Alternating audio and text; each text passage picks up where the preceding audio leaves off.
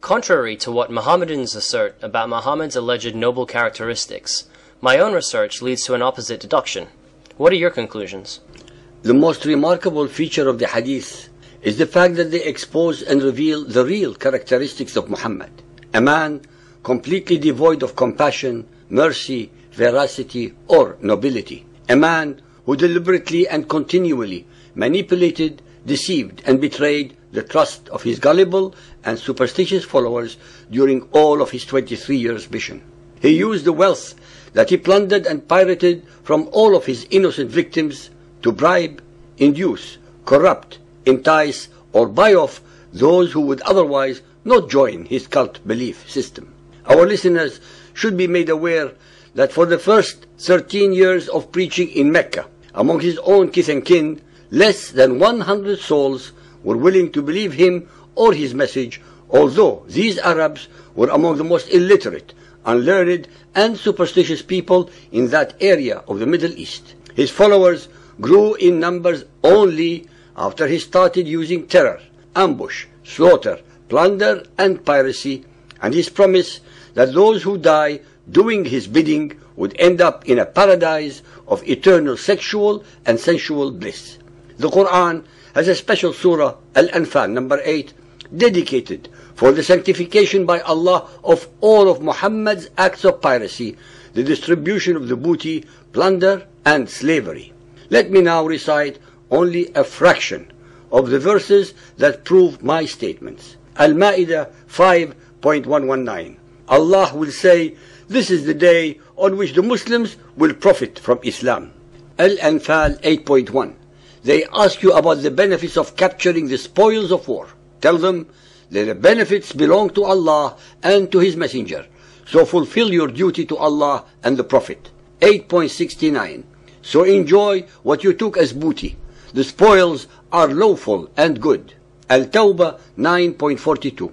Prophet, had there been immediate gain in sight with the booty in front of them, and the journey easy, a near adventure, they would all have followed you. 9.57. Some slander you, blaming you of partiality in the matter of the distribution of the offerings, the stolen spoils. If they are given part of these, they are pleased. But if not, they are indignant and enraged. 9.29. Fight against those people of the book, Christians and Jews, who do not follow what Allah and His Messenger acknowledge as the true religion, Islam, nor accept our law, until they pay the jizya, tribute, tax, in submission and humiliation. Al-Fath 48.19. He rewarded them with abundant spoils that they will capture. Allah has promised you much booty that you shall take, and He has made this easy for you. Al-Duha 93.4. Soon will your Lord give you so much, you shall be well pleased. Did He not find you poor and made you rich? Bukhari 4.46. I heard Allah's Apostle saying, Allah guarantees that He will admit the Muslim fighter into paradise if he is killed, otherwise He will return him to his home safely with rewards and booty. Of course, Allah will reward the pirates with the rape, enslavement, and plunder of their innocent victims. Bukhari 4.376. While Allah's Apostle was accompanied by the people on their way back from Hunyan, the Bedouins started begging for things so aggressively that they forced him to go under a samura tree where his outer garment was snatched away. On that, Allah's Apostle stood up and said, "Return my clothes. If I had as many camels as these trees, I would have distributed them amongst you, and you will not find me a miser." Bukhari 4.377. While I was walking with the Prophet, he was wearing a Najrani outer garment with a thick hem. A Bedouin came upon him and pulled his garment so violently that I could see the imprint of the hem on his shoulder, caused by the violence of his pull. The Bedouin said, "Give me something from Allah's fortune which you have." The Prophet turned, smiled, and ordered that a gift should be given. Muhammad's gift was very easy, since it was from the booty that he had just pirated from his slaughtered victims. Bukhari 4.374. The Prophet said, "I give to the Quraysh so that they will desire Islam, for they are nearer to the life of ignorance, and it is not strong in their hearts." In any language, this constitutes bribery. Bukhari 4.795. I have been given the keys of the treasures of the world by Allah.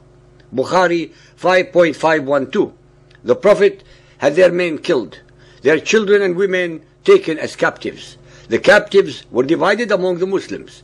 Then the Messenger began taking homes and property that were closest to him. Bukhari 5.620. When Allah gave Allah's apostle what he gave of the properties of the Hawazin tribe as war booty, the Prophet started giving some men 100 camels each.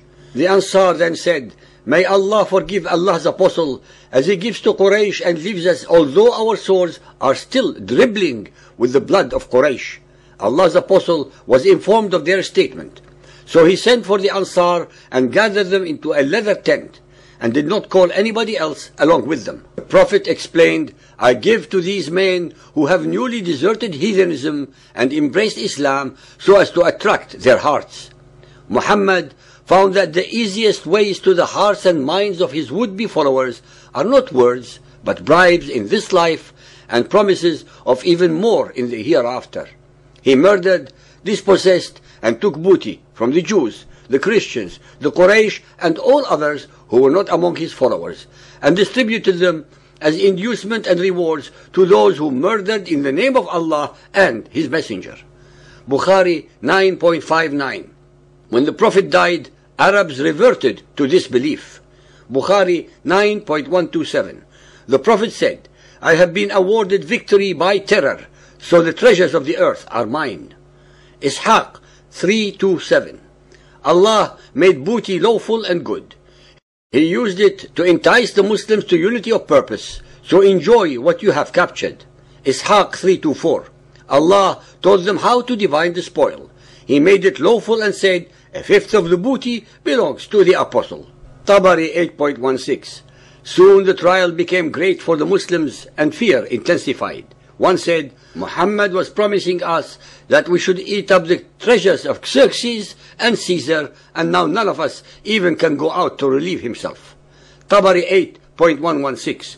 So Muhammad began seizing their herds and their property bit by bit. He conquered home by home. The messenger took some of his people captive, including Safiya and her two cousins. The Prophet chose Safiya for himself. When Diya protested, wanting to keep Safiya for himself, the apostle traded for Safiya by giving Diya her two cousins. The women of Khaybar were distributed among the Muslims. Ishaq 515. When the people of Fadak heard of what had happened, they sent word to the messenger asking him to banish them and spare their lives, saying they too would leave him their property. So Khaybar became the prey of the Muslims, while Fadak belonged exclusively to the Messenger of Allah, becoming his personal property. Ishaq 594. The apostle gave gifts to those whose hearts were to be won over, notably the chiefs of the army, to win them and through them the people. Tabari 9.196. Fatima, Muhammad's daughter, and Ali, Muhammad's adopted son, and Fatima's husband, came to Bakr demanding their share of the inheritance of the messenger. They demanded Muhammad's land in Fadak and his share of Khaybar's tribute. Ladies and gentlemen, so-called believers and unbelievers, all the Muhammadan records show that he died a very wealthy man, contrary to all the lies and deception perpetrated and repeated by his later and current followers who tell an otherwise ignorant world that he died in poverty.